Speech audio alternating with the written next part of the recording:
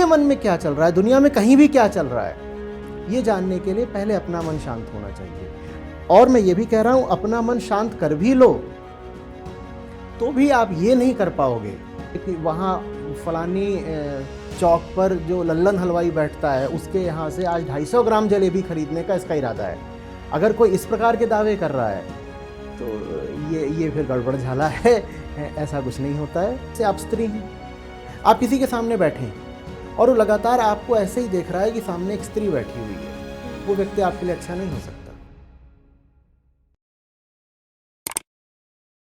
नमस्कार, आप देख रहे हैं स्पीकिंग ट्री की खास सीरीज सीकिंग विद आचार्य प्रशांत, जहां आपकी जिज्ञासाओं का हल ढूंढने की हम कोशिश करते हैं।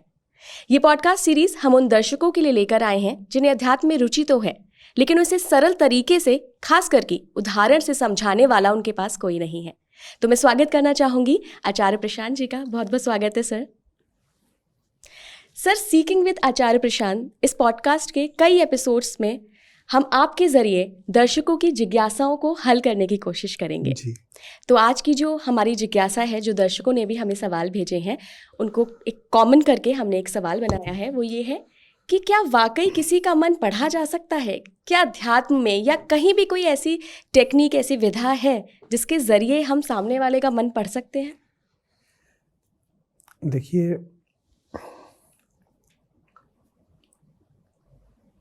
मन अपने ही पूर्वाग्रहों से ग्रस्त रहता है, अपनी दुनिया में खोया रहता है, अपने ही स्वार्थों तले दबा रहता है। तो जब आप किसी को देखते हैं तो आप उस व्यक्ति का तथ्य आमतौर पर नहीं देखते। आपके भीतर जो चल रहा होता है, आप उसी की छाया उस दूसरे इंसान पर डाल देते हैं। ठीक है ना? उदाहरण के लिए मान लीजिए आप ऐसे लोगों को नहीं पसंद करते जो एक विशेष प्रकार की माला पहनते हैं या कि एक विशेष प्रकार का तिलक या टोपी करते हैं जी। ठीक है? आपके सामने ऐसा कोई व्यक्ति आएगा तो आपके पूर्वाग्रहों के कारण आपको यही लगेगा कि उसके मन में आपके लिए शुभ विचार तो नहीं ही है।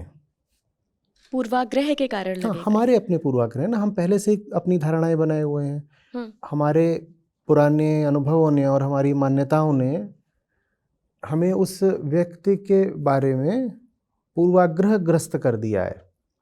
तो जब हम किसी को देखते हैं जी, तो हम उसका तथ्य जानने की स्थिति में होते ही नहीं हैं। हमारे पास पहले से ही उसको लेकर के बहुत छवियां होती हैं। तो वैसा कोई व्यक्ति जिसके बारे में आपके पास पहले से ही धारणा है, अगर आपकी ओर आ रहा हो तेजी से, ठीक है,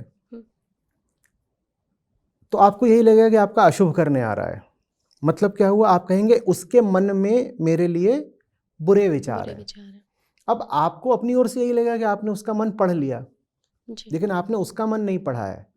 आपने अपना ही मन उसके ऊपर प्रक्षेपित कर दिया है। आपने अपना ही मन उसके ऊपर थोप दिया है।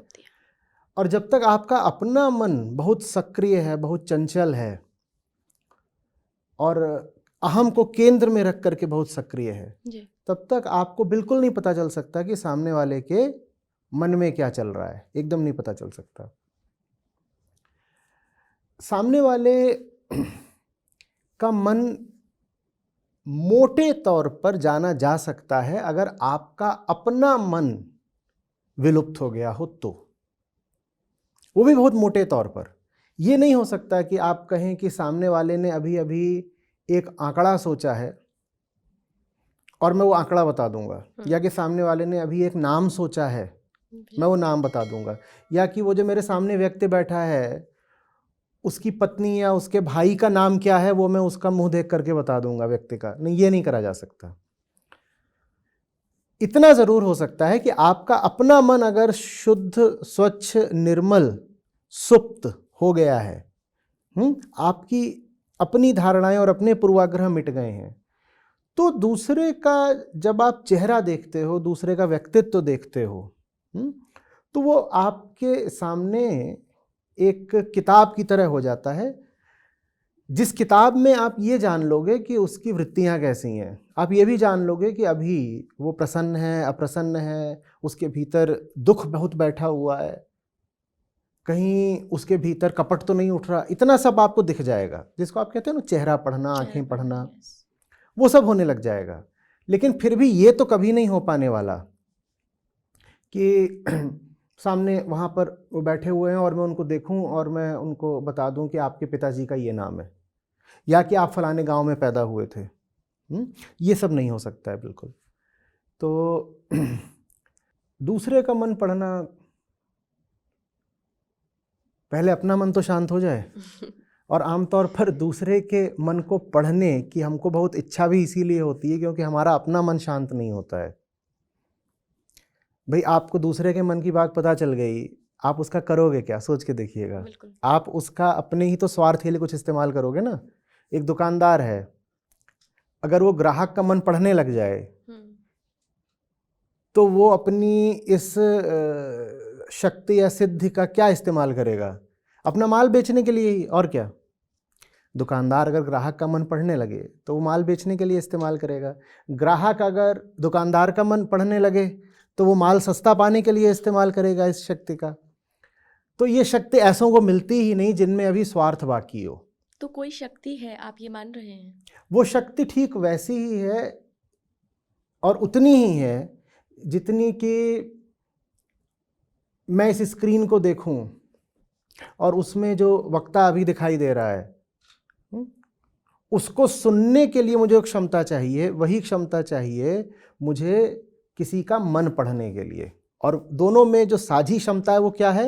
आपको चुप होना पड़ेगा, आपको मौन होना पड़ेगा। उदाहरण के लिए मुझे अगर आपको भी सुनना है तो उसके लिए भीतर मेरे जो कोलाहल चलता रहता है उसको चुप होना पड़ेगा ना, वरना मैं आपको नहीं सुन पाऊंगा, मैं स्वयं को ही सुनता रहूंगा। हम में से ज़्यादातर लोग किसी को नहीं सुन सकते क्योंकि उनके भीतर ही बड़ा आत्मसंवाद चलता रहता है, भीतर ही चकचक लगी रहती है। तो हम जब भी सुनते हैं, भले ही सामने वाला बोल रहा हो, पर हम सुनते अपने आप को ही हैं। भीतर ही जो हमारे आर्तनाद चलता रहता है हम उसको ही सुनते हैं। इसी तरीके से जब हम कहते भी हैं कि मैं दूसरे का मन पढ़ रहा हूँ, और हर व्यक्ति अपने अपने स्तर पर दूसरे का मन पढ़ने का दावा तो करता ही है ना। बिल्कुल। आप किसी को देखते कहते हैं तुम्हारी शक्ल देख के मुझे पता चल रहा है उदास हो, कि तुम उदास हो या तुम मुझे धोखा देने वाले हो। तो आप यही तो दावा कर रहे हैं कि आपने उसका मन पढ़ लिया। लेकिन आपने उसका मन नहीं पढ़ा है, आपने अपने ही मन में जो चल रहा है उसको उसके ऊपर थोप दिया है, आरोपित कर दिया है। तो उसके मन में क्या चल रहा है, दुनिया में कहीं भी क्या चल रहा है, ये जानने के लिए पहले अपना मन शांत होना चाहिए। और मैं ये भी कह रहा हूं, अपना मन शांत कर भी लो तो भी आप ये नहीं कर पाओगे कि सामने वाले को देखो और बता दो कि आज इसके मन में ये बात चल रही है कि फलानी दुकान से जा कर के जलेबी खाऊंगा। ये नहीं होगा। हाँ, इतना आप बता दोगे कि मैं इस व्यक्ति को देख रहा हूं और देख के मुझे पता चल रहा है कि इसके भीतर लालच है, भूख है, क्षुधा है, तृष्णा है, ये कामनाग्रस्त है। इतना तो आप बता दोगे, बता देंगे बिल्कुल। लेकिन आप उसमें डिटेल्स, विस्तार नहीं भर पाओगे। आप ये नहीं कह पाओगे कि वहाँ फलानी चौक पर जो लल्लन हलवाई बैठता है उसके यहाँ से आज 250 ग्राम जलेबी खरीदने का इसका इरादा है। अगर कोई इस प्रकार के दावे कर रहा है तो ये फिर गड़बड़ झाला है, ऐसा कुछ नहीं होता है। और लेकिन हाँ, हर आदमी में इतनी संवेदनशीलता होनी चाहिए कि सामने कोई व्यक्ति हो, चाहे पशु हो, चाहे कोई भी दृश्य हो, उसको वो निरपेक्ष होकर के देख पाए। आप निरपेक्ष होकर के जगत को देख पा रहे हो, यही है जगत को पढ़ना। आप निरपेक्ष होकर के, शांत होकर के किसी को सुन पा रहे हो, यही है दूसरे व्यक्ति को खुली किताब की तरह जानना।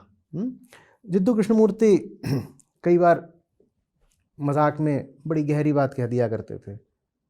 तो कहते थे, have you ever seen a tree? ये तो छोड़ो कि तुमने कभी किसी इंसान को देखा हो या इंसान को जाना हो, समझा हो, पढ़ा हो। Have you ever even seen a tree? हम एक पेड़ को भी नहीं देख पाते, हम किसी इंसान को क्या देखेंगे? तो जब आप एक पेड़ को देखते हो तो आपने पेड़ के बारे में जो छवि बना रखी है आप उसको देखते हो। आप देखते हो ये पेड़ आपके किसी काम आ सकता है, क्या आप उस पेड़ की तुलना अन्य पेड़ों से करने लगते हो? बहुत चीज़ें होती हैं। मैं एक उदाहरण देता हूँ आपको। आपके घर की घंटी बजती है, आप दरवाज़ा खोलती हैं, दरवाजे पर जो खड़ा हुआ है उसको आप 20 साल से जानती हैं। वो आपका कोई बहुत पुराना मित्र हो सकता है, कोई परिचित रिश्तेदार, कोई स्वजन हो सकता है, भाई हो सकता है, पिता हो सकता है, पति हो सकता है, कोई भी। आपने इंसान देखा क्या? दरवाजा खोलते ही आपने किसको देख लिया? अगर आपका भाई खड़ा है तो आपने भाई को देख लिया, आपने इंसान नहीं देखा ना। सेंस ऑफ बिलोंगिंगनेस वो कहीं ना कहीं आ जाती है कि ये इंसान पर्सन नहीं बिलोंग दिखा, करता है। इंसान नहीं दिखा आपको। जो वहां सामने खड़ा हुआ है उससे जुड़ी हुई अतीत की अपनी सारी धारणाएं दिख जाएंगी, सारी स्मृतियां दिख जाएंगी। वो इंसान नहीं दिखाई देगा। बल्कि किसी अपरिचित को देख लें तो फिर भी थोड़ी बहुत संभावना है कि इंसान को दिख जाए आपको। तो सर फिर आर्टिफिशियल इंटेलिजेंस और मनुष्य में तो अंतर ही नहीं रह जाएगा ना। हम हमेशा कनेक्ट करते हैं हमारी स्मृतियों से, हमारे पास्ट एक्सपीरियंसेस से, हमने जो बचपन से सीखा है, हमारी अपब्रिंगिंग से। और जो एक आर्टिफिशियल इंटेलिजेंस टेक्नोलॉजी जो है वो भी यही करती वो है, फीड करके बताती है। वो कभी भी भावों पे नहीं चलती है। उसमें जो आपके जो भाव हैं वो स्मृति पे चलते हैं। और सोच के देखिएगा डेटा क्या है, मेमोरी के अलावा डेटा क्या है? तो हम भी मेमोरी पर चल रहे हैं और आर्टिफिशियल इंटेलिजेंस भी मेमोरी पर चल रही है। बट हम अपने पाथ को काटते भी है ना सर। जैसे हमारी मेमोरी अगर ये है कि फलाना जगह रात में नहीं जाना चाहिए, बट कहीं ना कहीं वो हमारा रैशनल माइंड काउंटर भी करेगा ना कि जी ये तुम्हारी सिर्फ स्मृति है, या तुम्हारे जिस हद तक आप उस रेशनैलिटी का उपयोग कर सकती हैं, सिर्फ उसी हद तक आप आर्टिफिशियली इंटेलिजेंट नहीं हैं। तो इंटेलिजेंस जो है, इंटेलिजेंस वो फिर यही है, विवेक बुद्धि का इस्तेमाल करना। और वो उधर जो एआई है वो इसीलिए आर्टिफिशियल कहलाती है क्योंकि वो उतना ही कर सकती है जितना उसको बताया गया है। डेटा के आधार पर इसको काम करना है। और बहुत दुर्भाग्य की बात यह है कि 99% मनुष्य अपना 99% जीवन सिर्फ अतीत के डेटा के आधार पर ही निकाल देते हैं। ये आपने एक्चुअली वो बात है जो मैं भी कनेक्ट कर पा रही हूँ कि हम। तो अब वापस आइए, वो जो इंसान वहाँ खड़ा हुआ है, अगर आप उसको बहुत पहले से जानती हैं तो आपके पास बहुत सारा क्या है उसके बारे में? डेटा है, डेटा और मेमोरी है। इसलिए आपको इंसान दिखेगा नहीं। अब आप ये तो छोड़िए कि किसी का मन पढ़ना, मन तो फिर भी सूक्ष्म होता है। वो जो स्थूल शब्द कह रहा होगा बेचारा, हमको वो भी सुनाई नहीं देते ना, सिर्फ इसलिए क्योंकि हमें लगता है कि हम जानते हैं और हम अपने ही विचारों से और अपने ही मुद्दों से बिल्कुल घिरे हुए हैं भीतरी तौर पर। तो कोई एकदम सामने भी खड़ा हो, खुली किताब की तरह भी खड़ा हो, तो भी हम उसको पढ़ नहीं पाते। पूरा जगत खुली किताब हो जाता है उसके लिए जिसका अपना मन शांत हो जाता है, जिसके अपने सरोकार पूर्ण हो जाते हैं, जिसके लिए कहा जाता है शास्त्रों में कि कृतकृत्य हो जाता है। कृतकृत्य का क्या मतलब होता है? उसको अपने लिए अब कुछ कृत्य करना बाकी नहीं रहा। अब वो दुनिया को निरपेक्ष होकर के देख सकता है। अब वो ऐसे देखेगा जैसे चीजें हैं, as things are, really are. Buddha इसको कहा करते थे तथाता। जो चीज जैसी है वो फिर उसको दिखाई देगी, तथ्य दिखाई देगा। हमें तथ्य नहीं दिखाई देते। तो पहली बात, दूसरे का मन पढ़ने की चाह करना ही हो सकता है आपके गहरे स्वार्थ का परिणाम हो, तो उससे बचना है। दूसरी बात, जब आप स्वार्थ मुक्त हो जाएंगे तो ये सहज ही होने लगेगा कि पूरी दुनिया आपके लिए खुल जाएगी। लेकिन जब वो दुनिया आपके लिए खुल जाएगी, आप स्वार्थ मुक्त हैं, तो फिर आप जो कुछ भी पढ़ेंगे आप उसका दुरुपयोग नहीं करेंगे, बल्कि दूसरों के कल्याण के लिए ही उस बात का उपयोग करेंगे। एक अगर उदाहरण ले सर, हाइपोथेटिकल कंडीशन ले कि मेरे अंदर कोई विचार नहीं है, मैं आपको बिल्कुल वैसे देख रही हूँ जैसे आप हैं, आपके अंदर वो स्मृतियाँ, वो डेटा कुछ नहीं है, आप मुझे देख रहे हैं बिल्कुल, यहाँ पर जो लोग मौजूद हैं ये भी बिल्कुल ऐसे हैं। तो फिर इंडिविजुअलिटी क्या रह जाएगी? हम अपने विचारों, अपनी स्मृतियों से बनते हैं, जो जैसा एक आम इंसान को लगता है। मैं अभी बहुत फिलॉसफी में नहीं जा रही हूँ, एक आम सीकर जैसे देखता है इन सब चीज़ों को। तो फिर हम किस इंसान को देखेंगे? अगर मैं बिल्कुल खाली हूँ, अगर मैं आपको बिल्कुल आपके जैसा देख रही हूँ, तो आपकी वो पर्सनैलिटी मुझे क्या दिखेगी, या इन लोगों की पर्सनैलिटी मुझे क्या दिखेगी? हम अपने अतीत, अपने विचारों, अपनी स्मृतियों से बनते नहीं हैं, बिगड़ते हैं। अब ये बात बहुत विचित्र लगेगी। हम सोचते हैं कि जो मुझे पहचानें मिली हैं, और जो मुझे देह मिली है और जो मेरा अतीत रहा है वही तो मैं हूँ। और सारा जो विजडम लिटरेचर है, शास्त्र हैं, वेदांत है, वो यही बताता है कि यही सब तो बोझ है आपका। आपका व्यक्तित्व नहीं है, जिसको आप आइडेंटिटी कह रहे हैं ना, वो आपका व्यक्तित्व है, पर्सनालिटी। पूरा अध्यात्म आपको आपके व्यक्तित्व से मुक्त करने का विज्ञान है। आपका व्यक्तित्व आपका झूठ है। हमारे दो हिस्से हैं, एक झूठा एक सच्चा। जो हमारा झूठा हिस्सा है, जो हमारा खोल है बाहरी, झूठा आवरण है हमारा बाहरी, उसको ही व्यक्तित्व कहते हैं। वो हम नहीं हैं, बस हमको लगता है हम हैं। और जितना आप अपने जीवन पे गौर करते हो उतना आपको पता चलता है वो आप हो ही नहीं। उदाहरण के लिए, आपके व्यक्तित्व का बड़ा हिस्सा आपका लिंग है, पर क्या आपने जन्म के समय अपने लिंग का चुनाव करा था?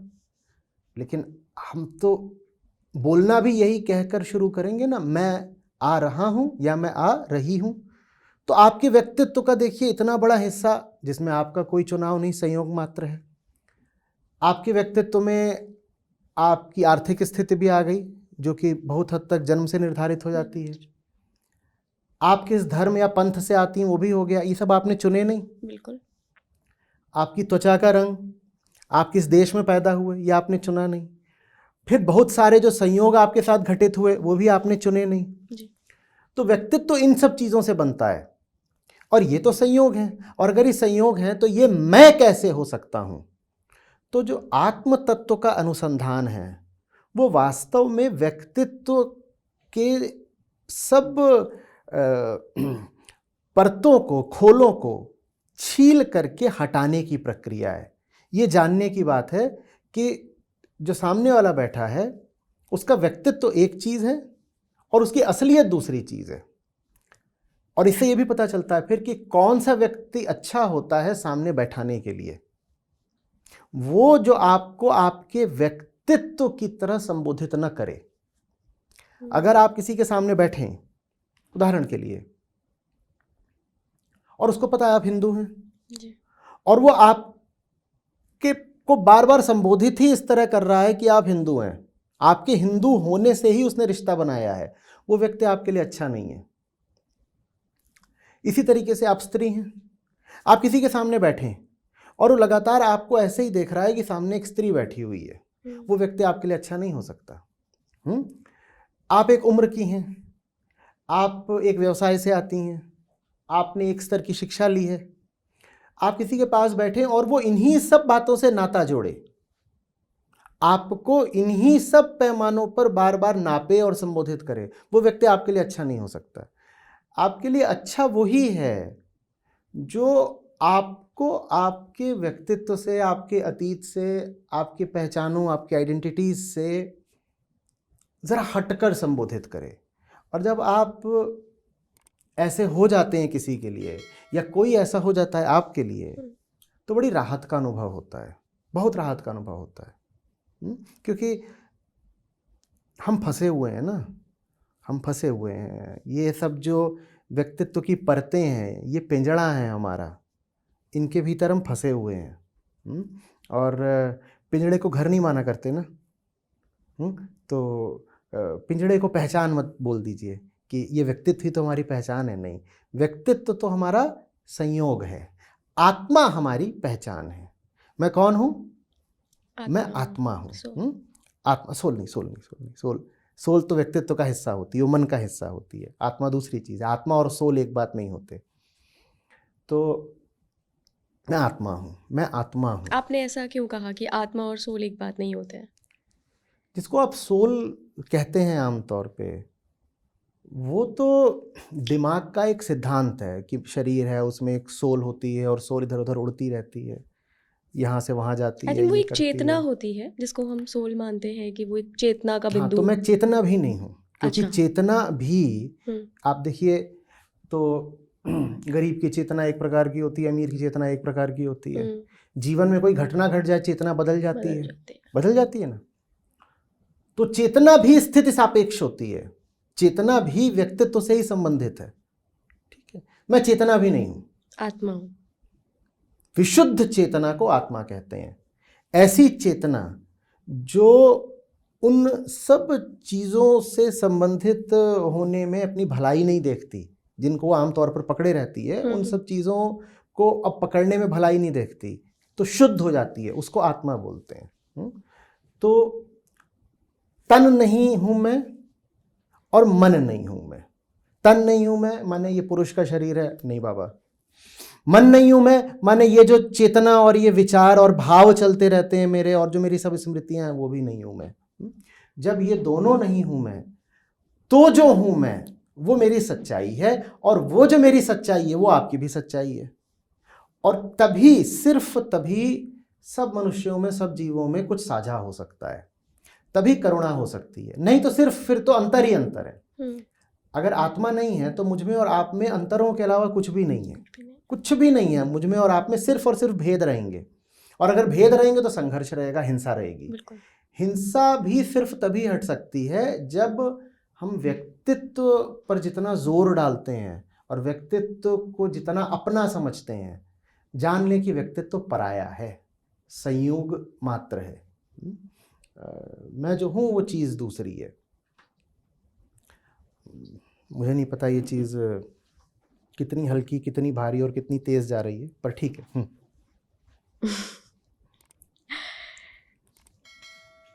आप मानिएगा नहीं जो मैं कुछ भी कह रहा हूँ, कुछ भी मानिएगा नहीं, आप उसमें पूछते रहिए। नहीं, मैं मान नहीं रही हूँ, बट मैं आपसे ये पूछना चाह रही हूँ। आपने कहा कि व्यक्तित्व आपके साथ नहीं रहता है, व्यक्तित्व एक छलावा है, व्यक्तित्व वो नहीं है, वो सिर्फ आप डेवलप करते। तो अगर मान लीजिए मैं आपकी ही बात करूँ सर, तो IIT गए आप, IIM गए, आपने वेदांत के ऊपर तो किताब लिखी हुई है, तो वेदांत पूरा पढ़ा भी होगा, उपनिषद पढ़े होंगे, वेदों की नॉलेज होगी, तो ये तो सब आपने अपने व्यक्तित्व में शामिल किया ना। अगर हम एक लेमैन लैंग्वेज में बोलें तो ये सारी चीज़ें, ये सारा ज्ञान, ये सारी नॉलेज आपने गैदर की, आपने अपनी माइंड को वैसे कंडीशनिंग किया कि मुझे सिर्फ ये चीज़ें पढ़नी है, या अच्छी चीज़ें, या अच्छी मे बी शायद आपको जो आपकी फ़िलॉसफी है, जो आपकी विचारधारा है, वो भी आपको इन्हीं सब रीडिंग्स के बाद मिली। तो यही हम भी करते हैं, व्यक्तित्व अतीत से, अनुभव से सब आ रहा है, तो वही व्यक्तित्व में आ गया है ना, या फिर यही कह रही हैं? नहीं, अतीत के अनुभव नहीं कह रही हूँ मैं। ये कह रही हूँ, आप 8 साल के थे जब आपके पिताजी ने आपको 2 बुक्स पकड़ाई कि बेटा ये पढ़ो आप। वो बुक्स उस एज में उन्होंने क्या करा? उन्होंने क्या करा? वेदांत ये किताब यहाँ रखी है, ठीक है ना, वही जो किताब यहाँ रखी हुई है, वो मान लीजिए मैं बैठा हूँ यहाँ पर, मेरी किताबें मैं बैठा हूँ, तो अभी मैं आपको बता रहा हूँ कि आप व्यक्तित्व हो, आपका, आपके व्यक्तित्व में मैं विश्वास और गहन कर रहा हूँ, या मैं आपको आपके व्यक्तित्व से तोड़ने के लिए कुछ कह रहा हूँ? आप गहन कर रहे हैं, आप तोड़ेंगे क्यों? मैं आपको ये कह रहा हूँ आप व्यक्तित्व हो। अभी मैंने इतनी देर तक क्या कहा था? मैंने कहा था आप आपका व्यक्तित्व हो, या व्यक्तित्व बस आपकी परतें हैं जिनको हटाना है, और आप आत्मा हो? बिल्कुल, मैं आत्मा हूँ, और व्यक्तित्व आई थिंक मेरी परतें हैं जिनको आप हटाने की कोशिश कर रहे हैं। तो वेदांत क्या कर रहा है? आपके व्यक्तित्व में कुछ बढ़ा रहा है, या आपको आपके व्यक्तित्व से अलग कर रहा है? अलग कर रहा है। तो जो असली किताब होती है, असली संगति होती है, असली व्यक्ति होता है, उसका काम होता है आपको आपके व्यक्तित्व से अलग करना। और इसके विपरीत जो गड़बड़ किताब होगी और जो गड़बड़ व्यक्ति होगा, वो आपके व्यक्तित्व में कुछ परतें और बढ़ा देगा। चरित्र और व्यक्तित्व में क्या अंतर है? चरित्र तो है आप आचरण कैसा करते हो, चरना माने कैसा आचरण कर रहे हो, कैसे जी रहे हो, क्या कर्म कर रहे हो। तो आप अपने आप को जो माने बैठे हो, भीतर जो कर्ता होता है, ठीक है, जो कि बनता है इन्हीं सब संयोगों से दुनिया भर के, वो अपने हिसाब से फिर अभिव्यक्त होता रहता है वो झूठी चीज़, पर वो झूठी चीज़ अभिव्यक्त होती रहती है कर्मों में। वही सब जो कर्म कर रहा होता है उसको आप आचरण बोलते हो, वही फिर चरित्र कहला जाता है।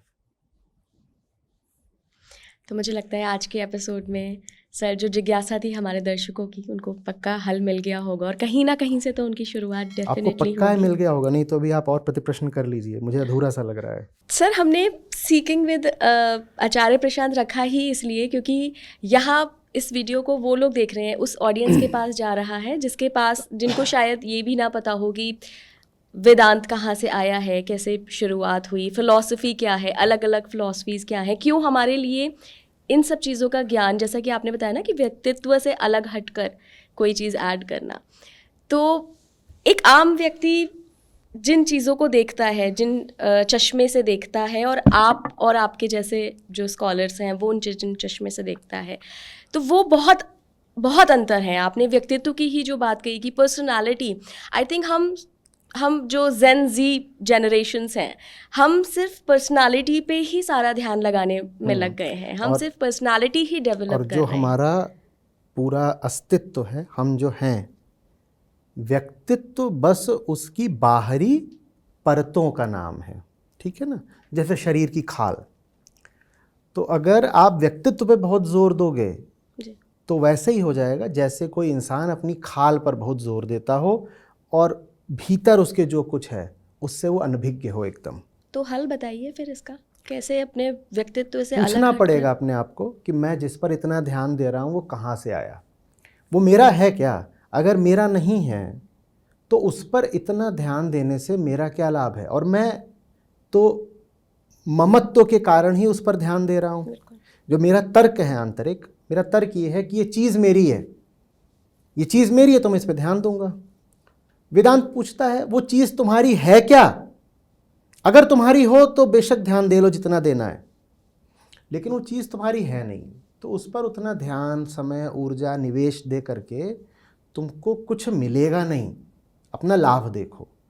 तो इन परतों से हटने की विधि भी यही होती है कि पूछो कि जो चीज़ मुझे इतनी ज़्यादा अपनी लग रही है वो मेरे मन में, जीवन में आई कहाँ से, क्या वो सचमुच मेरी है? और अगर मेरी है तो उसको इतनी सुरक्षा क्यों देनी पड़ रही है, उसको इतना पकड़ के क्यों, बांध के क्यों रखना पड़ रहा है? किस प्रकार आई थी जीवन में, मांगा नहीं था, आ गई थी, अपने आप आ गई। और मैं भूल गया कि ये संयोग से आ गई है। और संयोग से अगर आई थी तो संयोग से जानी भी है। बीच में बुद्धू मैं बन जाऊंगा।